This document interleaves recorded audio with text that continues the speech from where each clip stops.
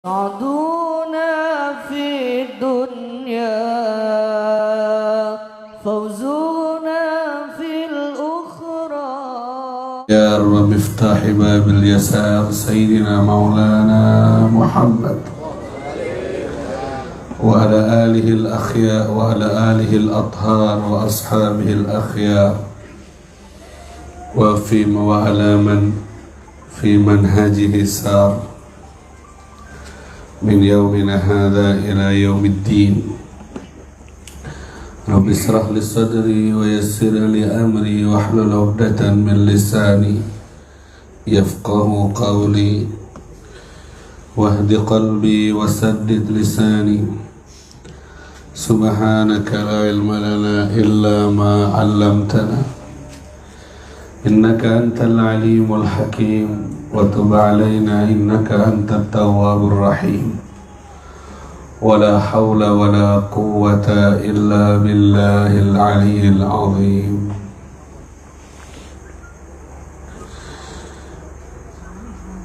قال المصنف رحمه الله تعالى ونفعنا به وبعلومه في الدارين.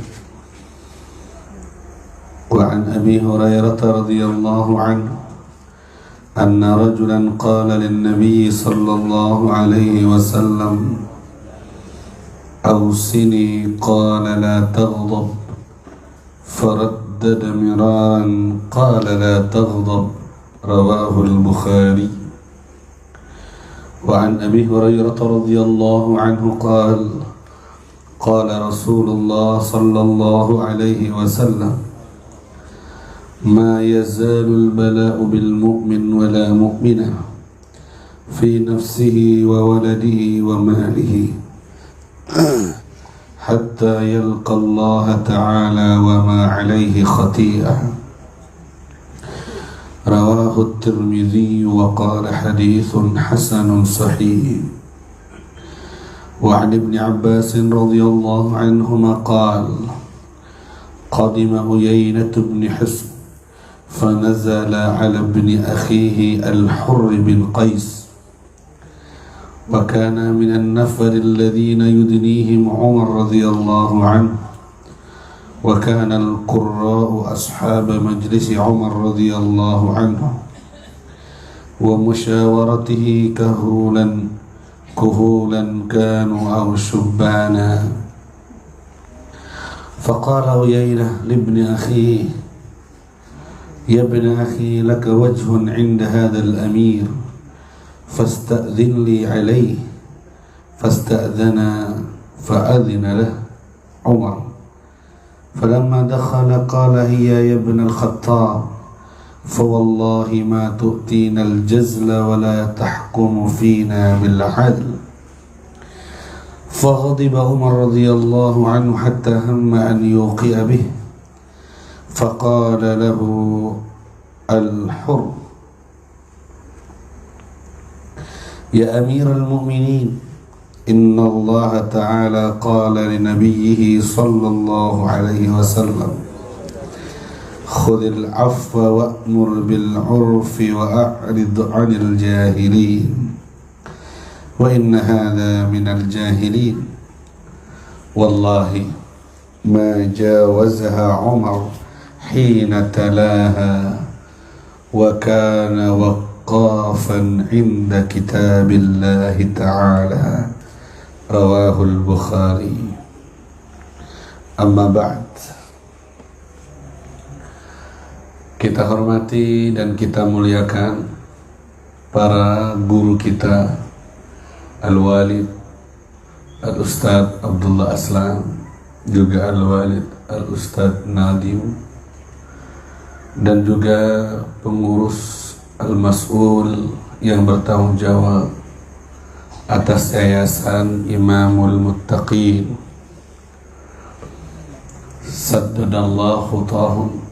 Semoga diparingi hidayah dan langkah yang selalu dituntun oleh Allah, dan diparingi kesehatan, keistiqomahan, serta sukses menjadikan Imamul Muttaqin menjadi imamnya orang-orang yang bertakwa untuk menuju surga Allah Subhanahu wa taala. Amin ya rabbal alamin. Segenap para sesepuh, para tokoh, para orang tua yang hadir di majelis malam hari ini, dan juga hadirin wal hadirat yang sangat saya banggakan. Alhamdulillah cukup ramai malam ini. Setelah malam Selasa kemarin saya kesepian, entah kalian kemana waktu itu. Saya juga kehujanan. Saya lihat yang hadir hanya separuh, tapi malam ini luar biasa. Kalian datang dan banyak sekali. Mudah-mudahan ke depan walaupun hujan tetap istiqomah. Saya absen nanti satu-satu. Kalau bisa nanti Ustadz di penutupan majelis malam Selasa menyambut Ramadan diadakan santri terbaik yang paling istiqomah dikasih hadiah umroh. Setuju? Bayar sendiri. Saya yang ngantar nanti ke Ka'bah, ikut travel saya.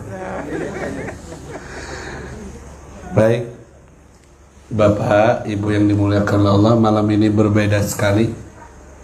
Ada teropnya, ada kursinya, dan ada foto saya. Senyum anti galau. Saya lihat tadi di live streaming, Masya Allah gede banget fotonya. Mudah-mudahan setelah acara tidak disimpan di warung kopi atau warung nasi pecel. Karena pernah saya lihat banner-banner pengajian diambil oleh warung-warung sego pecel, rawon, sate gulai, dibuat penutup warungnya. Akhirnya saya yang mau marung malu karena ada foto saya di situ. Saya khawatir, tapi insya Allah ini tidak, dan insya Allah ini akan disimpan. Kalau tidak ada yang nyimpan, tak bawa pulang saya. Emang ada fotonya. Jarang-jarang saya foto senyum. Tidak tahu siapa yang foto apa senyum. Bahaya ke kaum Hawa ini. Bisa jadi Hawaii nanti. La ilaha illallah Muhammad Rasulullah. Baik, acara kita malam ini seperti biasa, kajian kitab Riyadhus Shalihin di Yayasan Imamul Muttaqin. Tadi sudah disampaikan beberapa hal penting terkait tentang yayasan ini. Begitu banyaknya orang yang nyumbang dan dapat taufik dari Allah untuk mewakafkan tanahnya, rumahnya, bahkan menyumbang banyak hartanya. Hebat. Saya ingin ketemu sama donatur-donaturnya. Karena saya punya masjid juga belum selesai di sini. Allahumma shalli ala Muhammad. Berarti malam ini saya ketemu orang-orang baik. Mudah-mudahan dapat percikan-percikan barokah Imamul Muttaqin. Mendengar ada yayasan yatim piatu baca Quran, tergeraklah hati sebagian di antara kita untuk memberikan rumahnya, tanahnya di jalan Allah. Saya ingat dengan sahabat Abu Talha ketika mendengar firman Allah, lan tanalul birra hatta tunfiqu mimma tuhibbun. Tidak akan pernah kalian dapatkan surga sampai kalian menginfakkan apa yang kalian cintai. Abu Talha mendengar ayat ini langsung menghadap Rasulullah sallallahu alaihi wasallam. Aku berpikir dari apa yang aku miliki, apa yang aku cintai dan paling aku sukai. Ternyata aku punya tanah Bayruha, pas dekat di depan Masjid Nabawi. Tanah yang strategis, kebunnya subur, teduh, bahkan Nabi suka wirawiri ke kebun itu untuk istirahat. Itu yang paling aku sukai dari hartaku ya Rasulullah. Sekarang juga aku pasrahkan kepadamu ya Rasulullah. Allahumma shalli ala Muhammad. Sekarang juga aku pasrahkan kepadamu ya Rasulullah. Terserah, fandur madza tara. Monggo mau dijadikan apa di jalan Allah, terserah panjenengan. Subha Abu Talha. Tanah yang terbaik, bukan yang nyelket. Tahu nyelket? Apa Maduranya, Jawanya? Nyelepit. Kak bayu, tusuk sate, cari wong Cino, tanah tusuk sate gak bayu, baru disedekahkan. Abu Talha memberi yang terbaik dari hartanya di jalan Allah Subhanahu wa Ta'ala. Apa kata Nabi? Bakhin, bakhin. Oh, dzaka malun rabih, dzaka malun rabih. Untung, untung. Itu dia harta yang menguntungkan. Itu dia harta yang menguntungkan. 2 kali diulang oleh Rasulullah SAW. Ini yang namanya rezeki beneran. Ini dia harta yang menguntungkan. Yang lainnya, yang masih disimpan di rekening, di lemari, disimpan sertifikatnya, belum tentu menguntungkan. Ini dia, selamat kamu wahai Abu Talha. Kamu berhasil membuat hartamu menguntungkan untukmu di akhirat. Allahumma shalli ala Muhammad. Jadi selamat ke Pak Soleh tadi ya. Dan siapa saja donatur yang berhasil melipat gandakan dan mengabadikan harta yang tadinya fana akan musnah, diabadikan karena dititipkan ke Allah yang maha abadi. Kalau dititipkan kepada yang fana, dititipkan kepada makhluk, makhluk akan hancur, akan hilang. Seumur makhluk itu, seumur itu juga harta yang kalian titipkan. Tapi kalau dititipkan kepada yang maha abadi, yaitu Allah, maka akan abadi harta itu, tidak akan lenyap dan hilang, dan akan ketemu lagi nanti di surga Allah Subhanahu wa Ta'ala. Kata Rasulullah, Abu Talha, aku lihat kayaknya kebun kamu ini lebih baik dibagikan ke saudara-saudara kamu. Ara lil akrabin. Menurut saya pantasnya kayaknya kasih ke saudara-saudara kamu. Kayaknya banyak yang butuh. Lihat Nabi ya. Tasarruf di saat menerima sumbangan. Dikemanakan? Masjid masih cukup.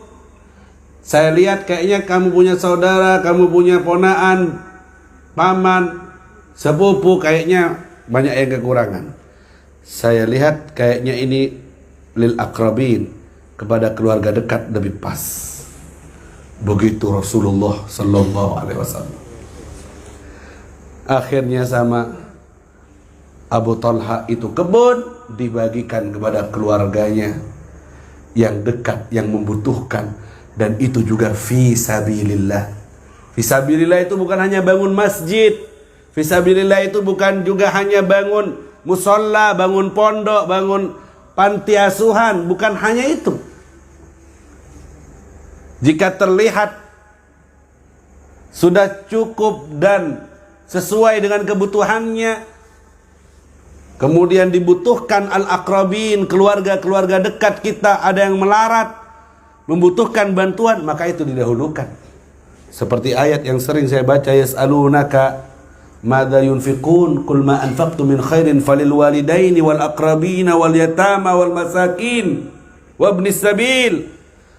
Untuk siapa infak ini, dari kebaikan ini? Untuk kedua orang tua dulu, lil walidain, wal aqrabin, kemudian keluarga dekat, wal yatama, baru anak yatim, wal masakin, baru orang miskin. Diatur seperti itu. Jangan sampai yang infak, masya Allah, bangun masjid sak gede-gedenya, marmer semuanya, berlapiskan emas. Sepupunya bingung cari kerja, dibiarin. Halo, ponaannya minta-minta di lampu merah, dibiarin, tidak dikasih modal. Pamannya bingung kerja, tidak dapat duit, dibiarin. Dan dia di masyarakat terkenal, sing duwe masjid emas iku, sing kuning iku, masya Allah yang bangun itu, yang ini, yang terkenal dia di masyarakat. Tapi dia membiarkan keluarga dekatnya. Ini sengaja saya buat mukaddimah agar kita tidak salah melangkah.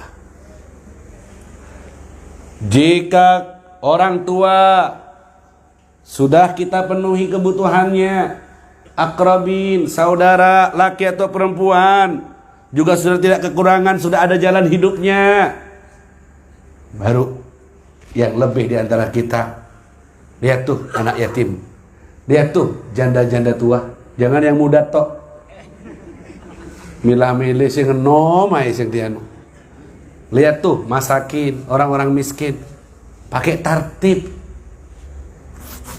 pakai susunan acara 1, 2, 3 begitu. Nabi nerima dan bilang, bakhil, untung kamu Abu Talha. Tapi Nabi melihat maslahat ini untuk siapa? Akhirnya diberikanlah kepada yang membutuhkan dari keluarga dekatnya. Banyak kita ngira kalau dikasihkan ke saudara, kalau kanjarani, kak pati akeh kanjarani. Wis sekut, ngerti sekut? Sering wis. Apa iku mari wis beb, yo Ramadan wis tak kei, wis mari. Wis sak pisan tok wis, gak ono ne wis. Kok dintekno ne? Wis. Loh. Padahal kata Nabi, sedekah kepada qarabah itu lebih afdal. Pahalanya 1 sedekah, 2 qarabah, karena ada ikatan keluarga, double. Jangan kita ini dermawan sama orang jauh, tapi sama keluarga kita ini bakhil. Ini salah langkahnya. Medit, cerai. Kalau sama istri, perhitungan. Susu pawon dicupuk. Nanti si 2.000 ibu. Kayak parkir mari. Perhitungan. Lek nunggu uang, masya Allah. Berarti ada udang di balik batu. Ada pujian orang yang kau harap. Kalau sama istri kau udah perhitungan betul karena sudah tidak berharap pujiannya. Wis bendino, wis siang malam wis bojo.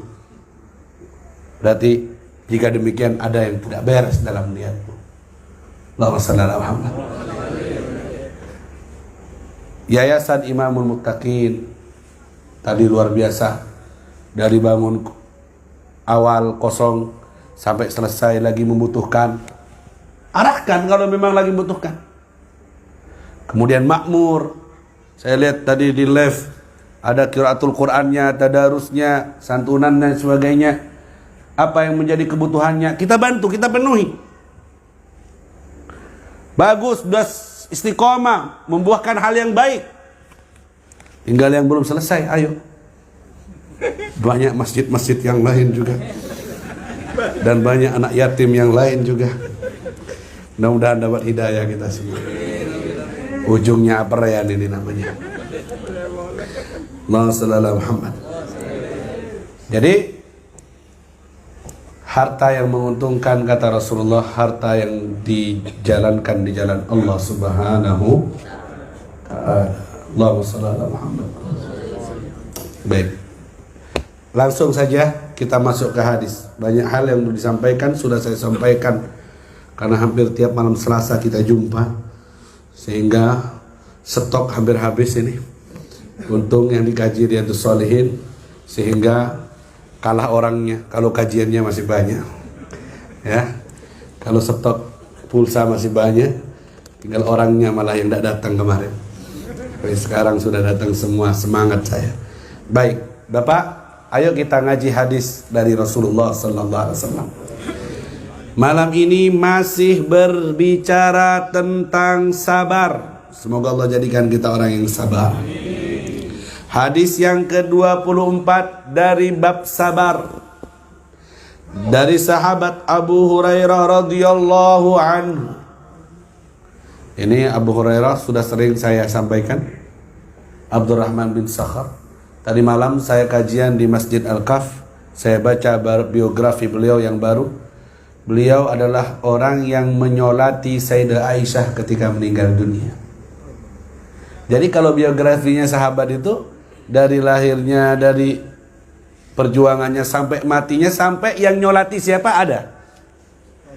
Biasanya disebut dalam biografi sahabat di Syiarun Nubala dan di banyak kitab itu, kalau cerita tentang biografi seseorang dari sahabat atau dari orang wali, itu disebut yang menyolati adalah Sayyidina Abu Hurairah, yang masuk ke kuburan 5 orang disebut, itu tertulis. Ya.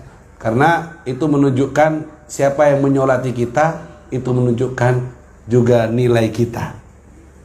Kalau kita kan mati gak harus apa sing nyolati. Kadang gak ono sing nyolati, moro-moro mlebu dhewe. Wa yadzubillah. Ya kan? Makanya berharaplah ada orang soleh, wali, guru agar bisa datang saat jenazah wafatmu. Apalagi sampai masuk ke lubang liang lahatnya Sayyidul Habib Umar, guru mulia kita ini.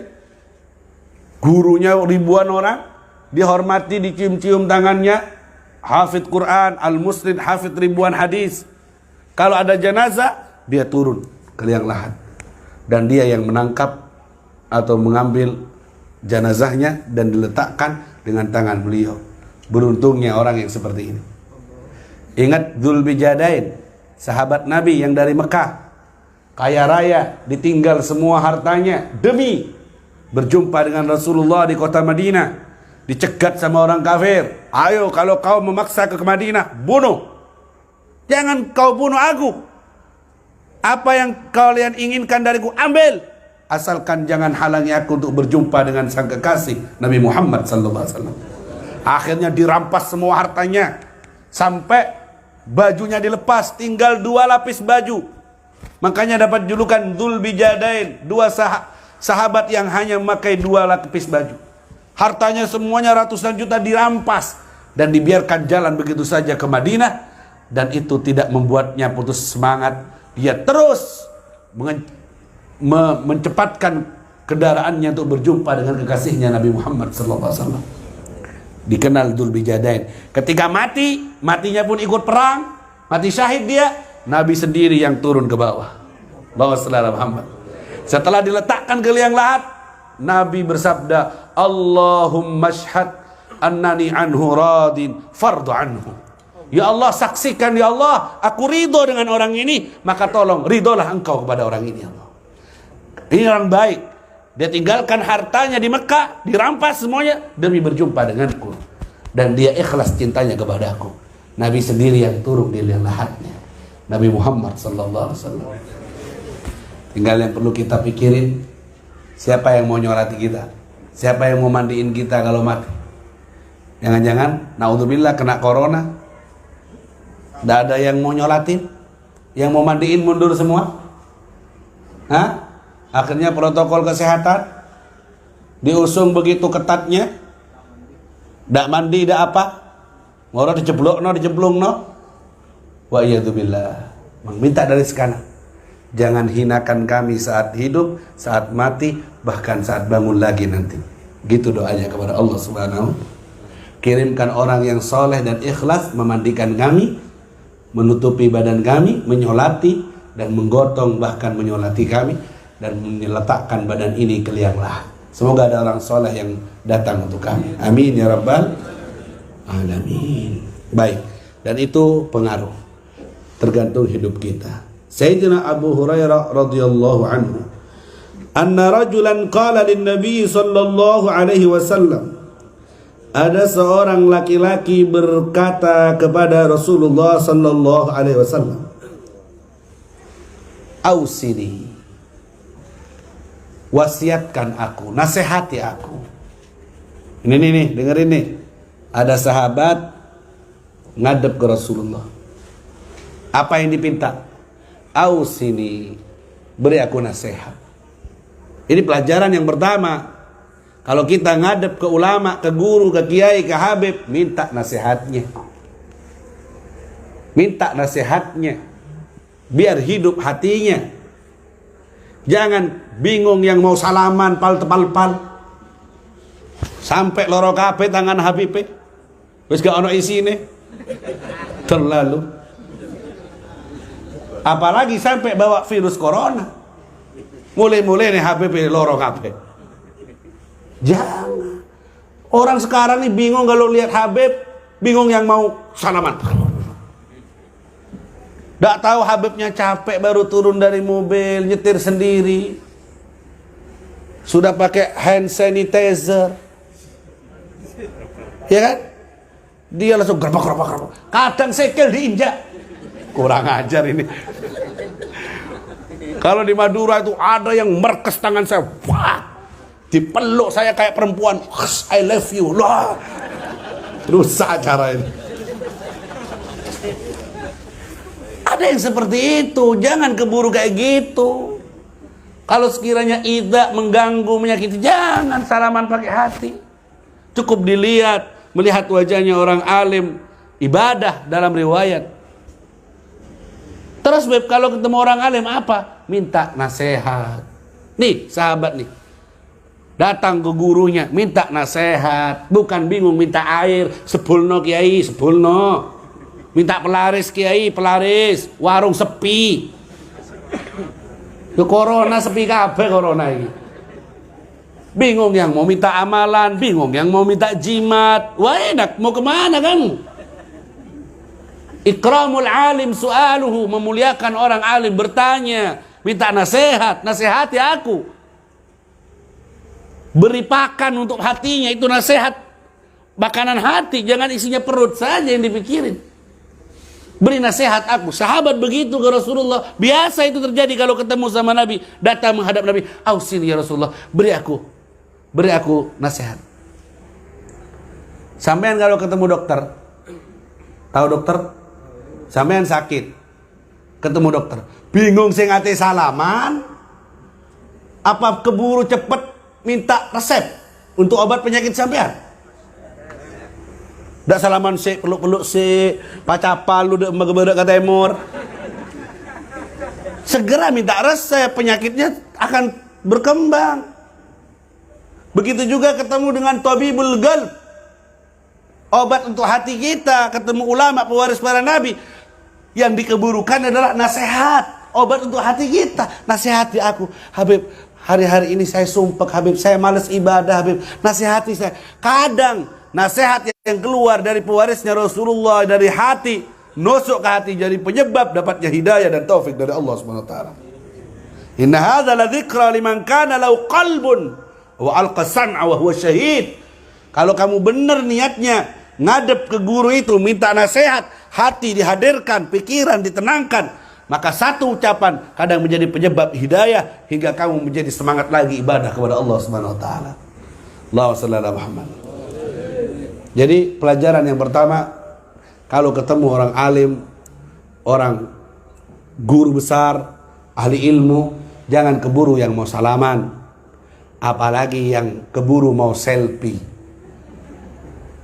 Bingung yang mau selfie. Selfie. Allah. Hah? Bingung yang mau foto kenangan. Nanti buat status. Akhirnya aku berhasil. Biar namanya Ini akhir zaman, fitnah. Terus dia dapat selfie-nya, dapat fotonya, dapat salamannya, dan dia dapat ilmunya. Yang termahal dari yang dia bawa tidak diambil, Hanya dia ambil surah saja, ambil hanya fotokopi saja, gambar saja, dan dia tidak mengambil warisannya Nabi yang Allah titipkan di hatinya. Coba dia minta nasihat sebentar, satu kalimat nih. Qala lin Nabi sallallahu alaihi wasallam, "Ausini, nasihati aku." Qala, kata Nabi, "La taghdab." Jangan kamu marah. Jangan kamu melakukan sesuatu yang menyebab kamu marah. سعدونا في الدنيا فوز